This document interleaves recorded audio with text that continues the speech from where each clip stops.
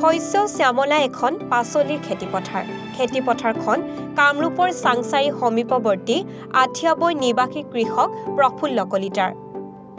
পথাৰখনত লহপহকৈ বাঢ়ি আহিছে বন্ধাকবি, ফুলকবি, ওলকবি, আলুকে ধৰি বিভিন্ন শাক-পাচলি। জনা হোৱাৰে পৰা আপোন মাটিডৰাত খেতি কৰি জীৱন নিৰ্বাহ কৰা তথা পৰিয়াল পোহপাল দিয়া প্ৰফুল্ল কলিতাৰ খেতিডৰা পৰিদৰ্শনৰ বাবে কেইদিনমান পূৰ্বে উপস্থিত হৈছিল ৰাজ্যৰ মুখ্যমন্ত্ৰী ডক্টৰ হিমন্ত বিশ্ব শৰ্মাৰ ব্যক্তিগত সহায়ক তথা ৰাজ্যিক কিষাণ মৰ্চাৰ সাধাৰণ সম্পাদক ৰঞ্জিত ভট্টাচাৰ্য। খেতিপথাৰ পৰিদৰ্শন কৰি আপ্লুত হৈ পৰাৰ লগতে কৃষক প্ৰফুল্ল কলিতাক প্ৰশংসা কৰে ৰঞ্জিত ভট্টাচাৰ্যই।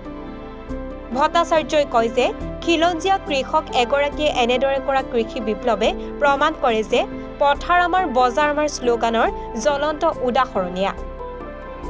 আনকি মুখ্যমন্ত্ৰীৰ বাবেও কিছু পাচলি সহায়কগৰাকীয়ে প্ৰফুল্ল কলিতাৰ পৰা ক্ৰয় কৰে বুলি জানিবলৈ দিয়ে কৃষকগৰাকীয়ে। উল্লেখ্য যে কবিৰ সমানে নহৰু, ভেন্দি, শাক, জলকীয়া, জিকা, তিয়হ আদিও ৰোপণ কৰিছে কৃষক প্ৰফুল্ল কলিতাই। উল্লেখ্য যে ইতিমধ্যে কেইবাবাৰো কৃষক প্ৰশিক্ষণ লোৱাৰ লগতে পশুপালনৰ প্ৰশিক্ষণ লোৱা প্ৰফুল্ল কলিতাই আদৰ্শ কৃষক ৰূপে ভিন্ন অনুষ্ঠানৰ পৰা সন্মানো লাভ কৰিছে। জন্মৰ পোৱাৰ যেতিয়াৰ পৰা কাম কৰিব পৰা হৈছোঁ তেতিয়াৰ পৰা তাৰমানে কৰি আছিলোঁ। কথালকে আগৰ খেতিবিলাক এনেকুৱা পদ্ধতি নাছিল। আগৰ খেতিবিলাক সাধাৰণতে আৰু এনেই গাঁৱলীয়া পদ্ধতিতে কৰিছিল। কিন্তু আজি মোটামুটি 4 বছৰৰ পৰা মই অলপ আধুনিক পদ্ধতি শিকিছোঁ আৰু বিভিন্ন জেগাত প্ৰশিক্ষণ লৈছোঁ। আৰু এগ্ৰিকালচাৰৰ যিকেইটা গাঁও সভা হওক বা এইটো ছাৰ হওক তেওঁলোকৰ পৰা আহি পৰামৰ্শ লৈছোঁ। আৰু দ্বিতীয় কথা কি আমাৰ ওচৰৰে তৰুণনাথ বুলি এজন ব্যক্তি আছে, তেখেতে আগৰ পূৰ্বতে বহুত খেতি কৰিছিল। তেখেতৰ পৰা কিছু পৰামৰ্শ লৈ খেতি আৰম্ভ কৰিছোঁ। হয়, আপুনি ইয়াত কি কি খেতি কৰিছে? মই ইয়াত আছে বকলি আছে, হোৱাইট বগাটো আছে, বান্দা আছে, ওল আছে। আৰু ইয়াৰ পিছত জলকীয়া আৰু বেগনৰ মই খেতি কৰিছোঁ। এই কবি উঠাৰ পিছতে জলকীয়া আৰু বেগন লগাম। তাৰপিছত ভেন্দি দিম বাৰিষা কালত, জুন জুলাইত। আমি শুনিব পাইছোঁ আপুনি এইবিলাক খেতি কৰি আহিছে, ইয়াত ৰাসায়নিক সাৰ কিন্তু বেছি ব্যৱহাৰ নকৰে বুলি আমি শুনা পাইছোঁ। সাধাৰণতে কবি আলু খেতি সাধাৰণতে মাটিটো চনাই আহিব লাগে আৰু নোৱাৰিলে মৰাপাত, ধনুচা গছ নহ'লে কঠীয়া পাৰিব পাৰি। অৱশ্যে কঠীয়াটো যিহেতুকে আহাৰ বা শাওনৰ 10 দিনমান 15 দিনমান আগতে উঠি যায়, যিহেতুকে আমাৰ ৰবি শস্যৰ কাৰণে মাটিবিলাক আগতীয়াকৈ ৰোৱা যায়। এই মাটিবিলাক যেতিয়া চনাই থাকিব না মাজে মাজে হাল বৈ থাকিব লাগে, তেতিয়া পোক পৰুৱাবিলাক থাকিলেও ভুগুলিটো খাই থাকে। আৰু গোবৰ বা অন্যান্য জৈৱিক বা চূণ হওক কিবা আমাৰ দিয়াৰ কাৰণে এটা সুবিধা লাগে। আৰু একদম পূৰা ততয়াকৈ দিলে আমাৰ খেতিটোৰ কাৰণে কিবা অপকাৰ হ'ব বুলি আমাৰ তাৰমানে বিশ্বাস এটা আছে বা আমাৰ এগ্ৰিকালচাৰ ডিপাৰ্টমেণ্টেও আমাক সেইটো পৰামৰ্শ দিছে যে পোক পৰুৱা বা অন্য কিবা চূণ হ'লেও মোটামুটি খেতি লগৰ পৰা প্ৰায় 15 মাহ আমাৰ আগত দিয়াৰ কাৰণে পৰামৰ্শ দিছে। হয়, যিহেতু আমি দেখিছোঁ ইয়াত বহুত উন্নত মানৰ খেতি আপুনি কৰি দেখুৱাইছে ৰাইজক।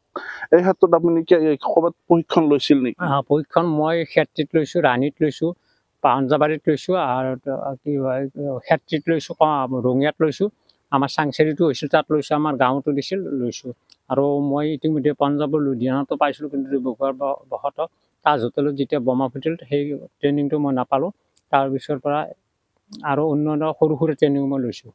হয়, আৰু আমি জানিব পাৰিছোঁ আপুনি ইয়াতে এখন ফাৰ্ম আছিল, ইয়াত ফাৰ্ম থকা ছাগলী ফাৰ্ম খুলিছিল আজি এবছৰ আগত। এতিয়া ফাৰ্মখন আছেনে বাৰু? এবছৰ নহয়, আজি 3 বছৰ 4 বছৰ হৈ গ'ল।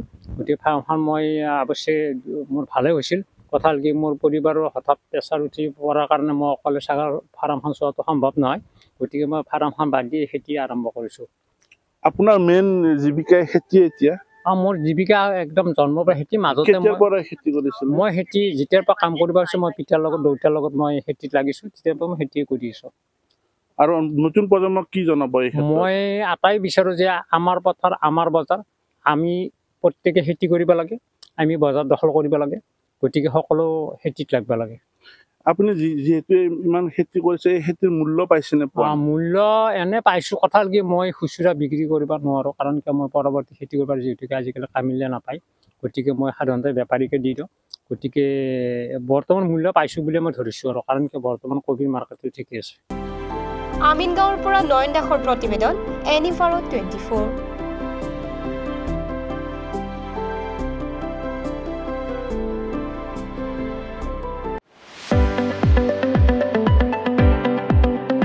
ৰঙাপাৰা বাসীৰ বাবে সুখবৰ। আপুনি যদি দুচকীয়া বাহন ল'ব ক'ব বিচাৰিছে তেন্তে এতিয়াৰে পৰা আৰু চিন্তাৰ কোনো প্ৰয়োজন নাই।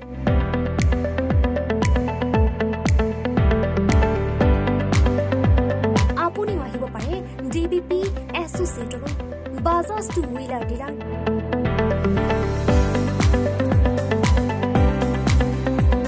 আমাৰ ঠিকনা ৱাৰ্ড নং 8 ঠাকুৰবাৰী ৰোড, ডাকঘৰ, ৰঙাপাৰা, জিলা শোণিতপুৰ।